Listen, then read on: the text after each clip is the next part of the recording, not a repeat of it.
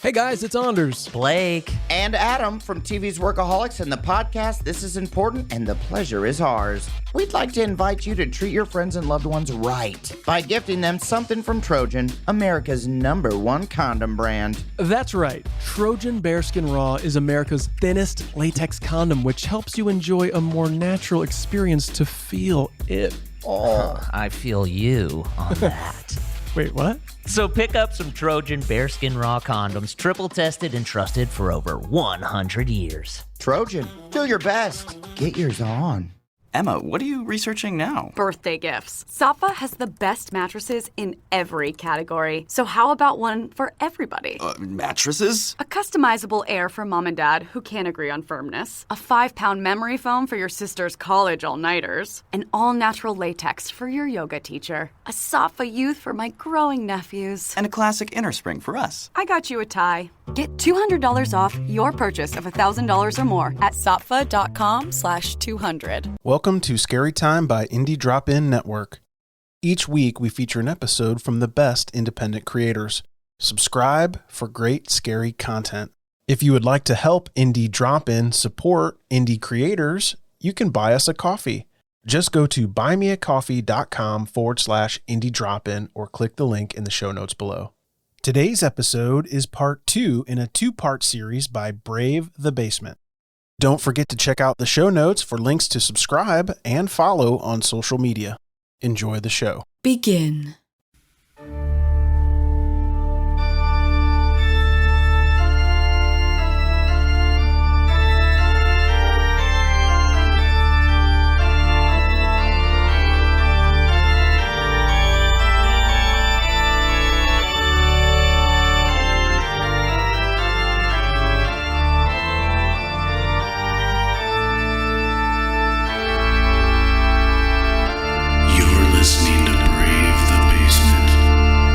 Hello, ghouls, and welcome to Brave the Basement. I'm your host, Ghoul That Rules. If you enjoy getting a little scared, ghost stories, haunted houses, a believer in the supernatural, or maybe even a skeptic wanting to look at things from a different perspective, then this is the show for you. Last week, we had a show about my grandma's house, and I talked about some family rumors, things that I had heard growing up, and some things that I actually experienced. And this week, we got a special guest, my Uncle Junior. Hey, Junior, how's it going? It's going good. Glad to be here on your show. Yeah, real excited to have you. My uncle, he grew up inside this house, and he experienced some things, and so we're just going to jump straight into it. About what age did you notice anything strange going on inside this house? When I first noticed it, I was 19 years old. There was always a lot of stories, but I acknowledged it and know for sure I saw something when I was 19. So what exactly happened when you was 19? I saw a man that was dressed like he was in the 1800s. I saw a few other men outside and also a woman. Now, if you want me to tell you the whole story, it's going to be a little bit wild. Yeah, we're ready. Okay, I was downstairs in a bedroom. I was down there with my girlfriend. I was on a Christmas break, and we were laying in bed, kissing, and just enjoying our company with each other. And all of a sudden, she jumped up.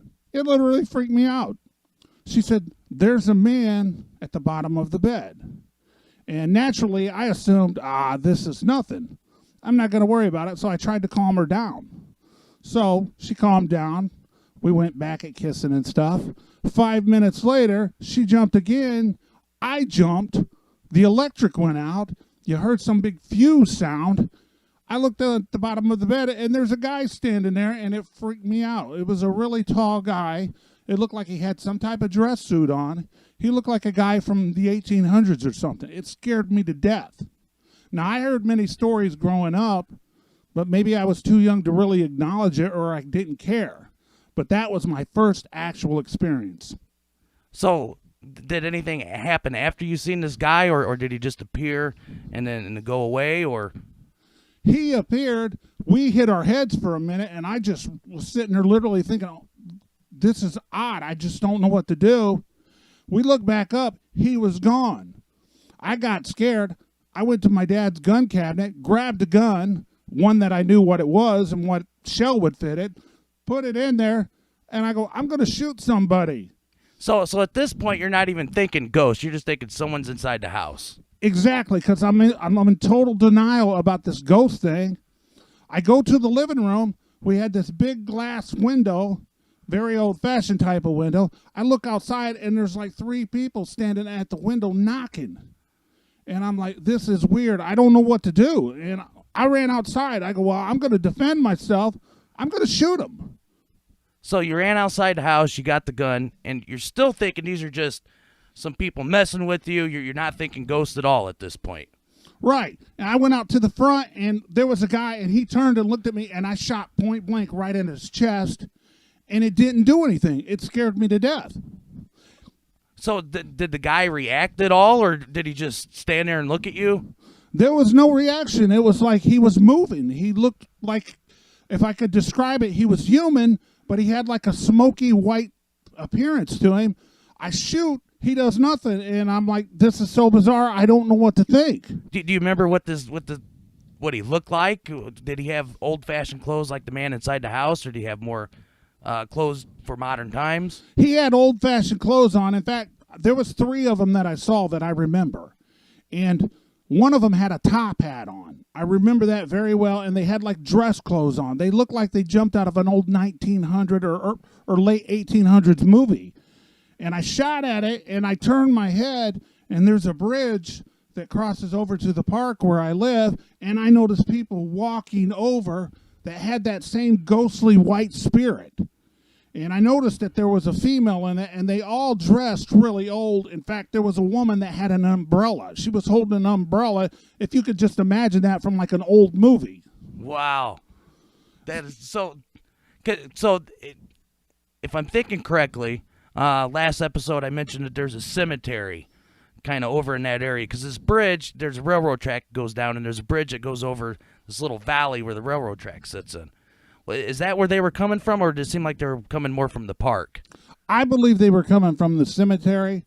I don't have any evidence of the house being linked to the cemetery, but I definitely think they were coming from that cemetery. There was like a curve in the way they were walking, so you could tell they were coming from that angle of the cemetery. Wow. So, now, also, I know that you have a story, and I've actually heard the evidence on this one. You and a friend were recording some music up in the bedroom in that house. And before we get into the actual story, let's talk about the equipment that you were using to record. So, if memory serves me, you had a keyboard doing the drum track, you were playing guitar, your friend was singing, I think you were doing a little background singing, but the recording was being done on like old boombox, right? That's correct. So it's not like we're in the studio today, I got multi-track recording and I could do all sorts of things, and you didn't have that capability at that time. No, we had a straight cassette jam box. We recorded it. I was playing guitar, he was singing.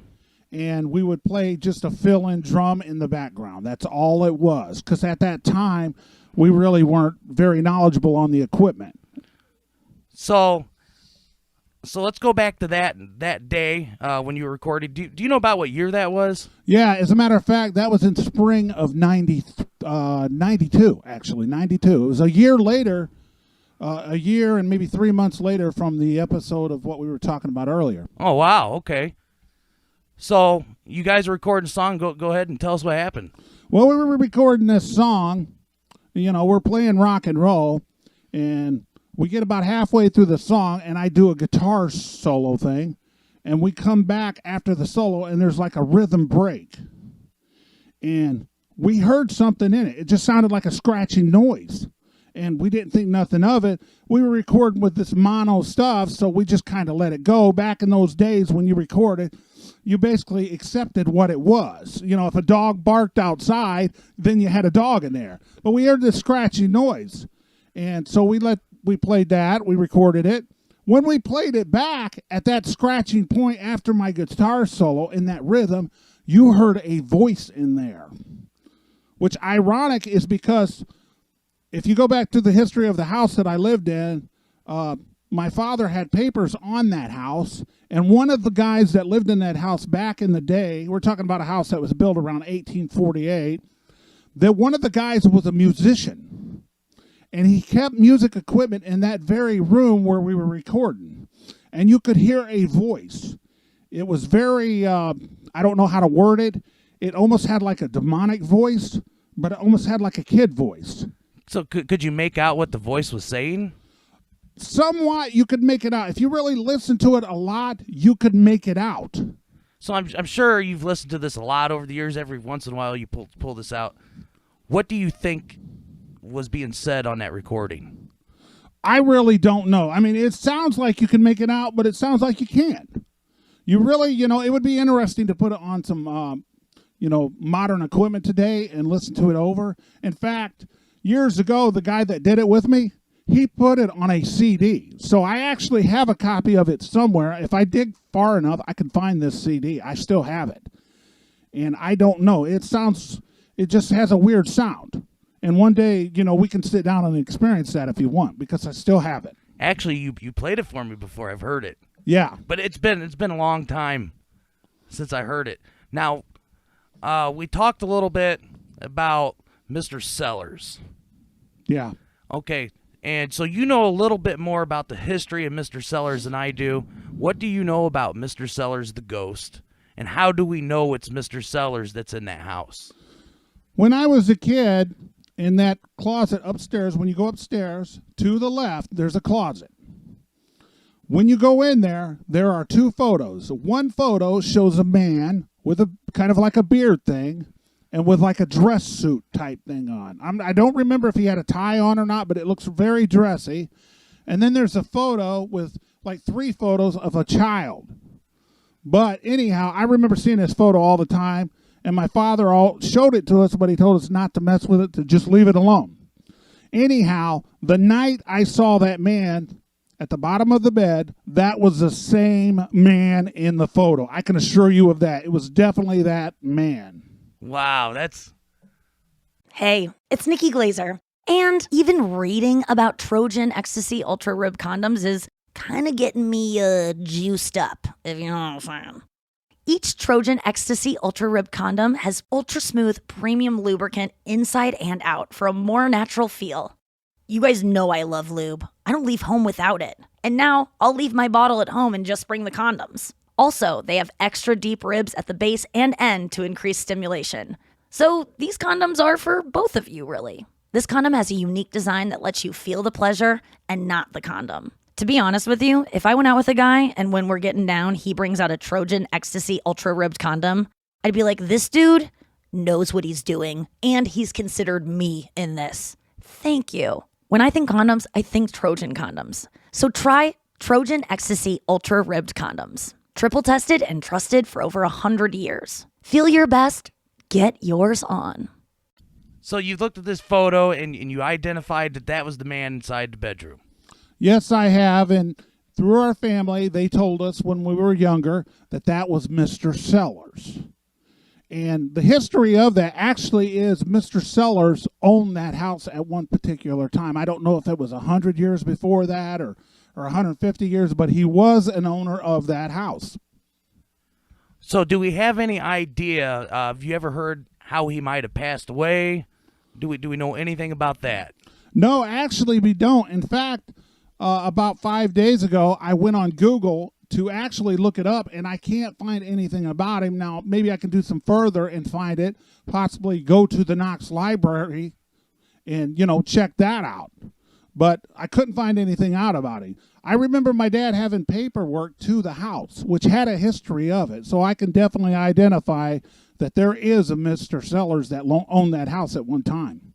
Now, what's interesting is since I've recorded the first episode of Brave the Basement, I actually had emailed to me the photos of the baby. Oh, really? Yeah, so I have the pictures of the baby. They didn't have a picture of the man, but there are 2 photos of the baby. Unfortunately, there's not a year on it. I wish there was a year on it, but you could tell. I mean, not only is it a black and white photo, but just from the clothing that the baby's wearing, it's very old style clothing. Almost look like a little, because back then, if you look at a lot of baby pictures, boy or girl, they would always dress them like a dress. Right. So I believe it's a boy, and the boy's got this dress on. So obviously the same pictures you remember seeing. Yeah, it's definitely, there was one photo, one big piece of cardboard photo paper from back in the day, and it had like, I think maybe 2 or 3 photos on it. So to backtrack a little bit, because we were talking about the first experience that you had. You believe that you seen Mr. Sellers. You said that you went outside and you had a gun. Now, in the last episode, I had mentioned that you had slept in my driveway. Yeah. And so one thing I failed to explain in the last episode was your house is right across the street from mine. Right. So, and you're, what, 6'3", 6'4"? You're pretty... 300 pounds. So you're a big, strong guy. You've always been a big, strong guy. Right. And you were supposed to babysit me the next day. That's true. And when we woke up in the morning, your car and you are in the driveway and you're sleeping. Yes, that's actually correct. What happened was we were so scared. Like I said, there were a lot of stories growing up about the house. And, I just denied it. Maybe it's because I was a kid and I was too worried about maybe my mini bike or something. I don't know. But at that time, I saw something and I was scared. It got late that night. The electric did come back on the house, by the way. And I went back in the house, told my girlfriend what happened. And it was getting around the time where I had to take her home, which she lived about 7 miles away. And I told her, well, I'm going to take you home. And she was worried about me. What are you going to do? What are you going to do? And I go, believe me, I will take care of this. But I am not sleeping in that house. This is the one time in my life I am not going to sleep there. It was just the craziest thing that ever happened. So I ended up taking her home, and I took my dad's gun with me. And I literally said, well, I remember I had to babysit you. It was around, I don't know if it was 2 days before Christmas or 2 days after. I do remember that. It was the dead of winter. And I said, I'm going to pull my car into their driveway, which you guys had a real small driveway. I got out of the car. I had a big winter coat on. I got into the passenger side, holding the gun. I put the seat back, and I fell asleep. And I slept the whole night in your driveway in the cold because I was so scared. Now, if that don't, make you think I saw something or not, it sure did me. And I'm sitting here right now, and I got chills from it. I still got chills from it. Now, I remember, I don't remember exactly what my parents were doing that next day or why you had to watch me.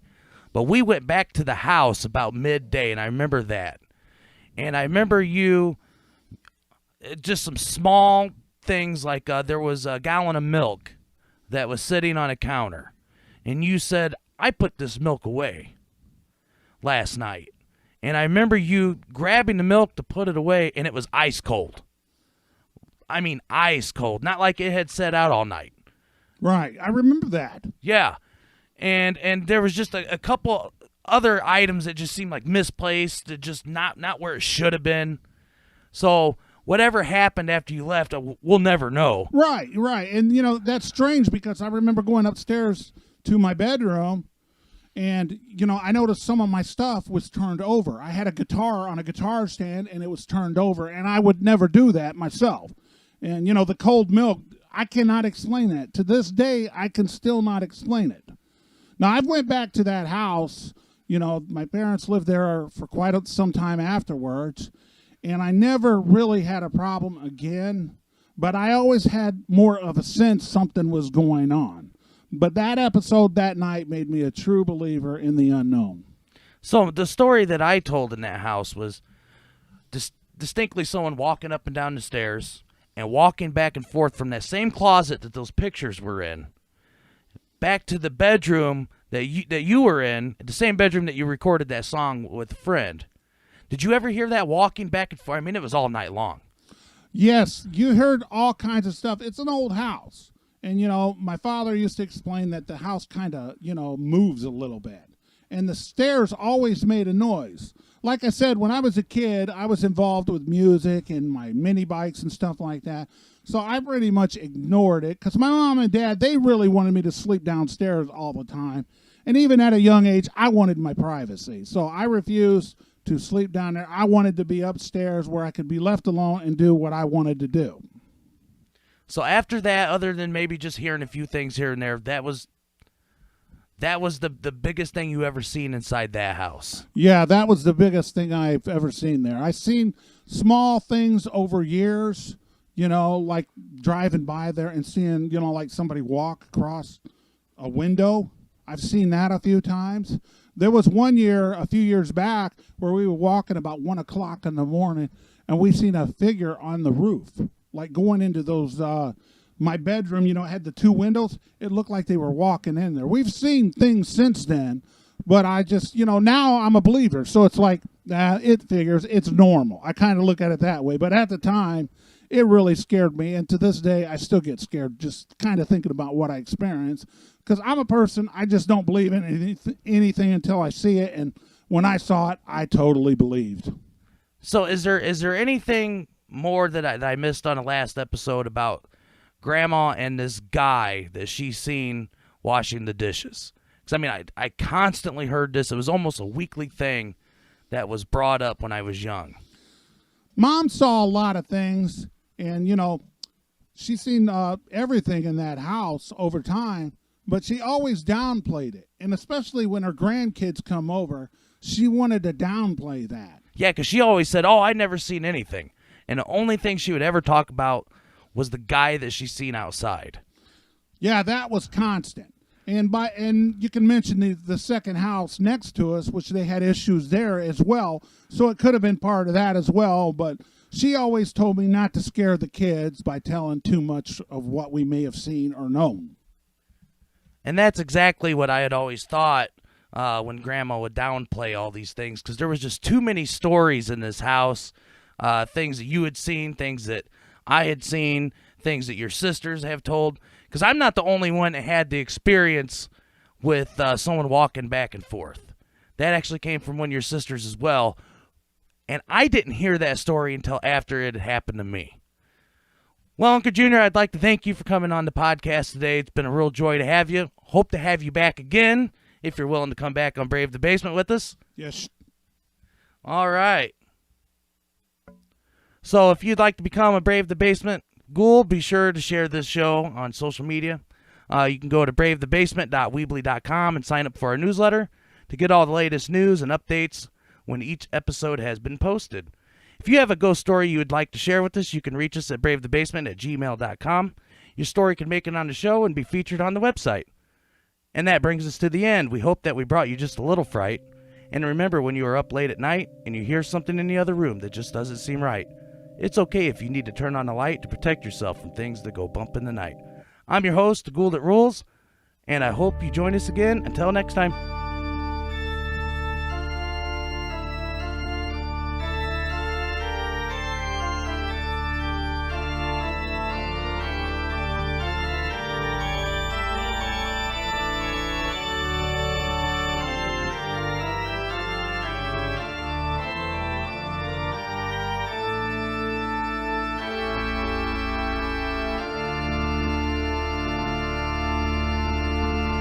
Thanks again for listening to Scary Time by Indie Drop-In Network. Check out all of Indie Drop-In shows at indiedropin.com. If you would like your show featured, reach out to us at Indie Drop-In on all social media or go to indiedropin.com.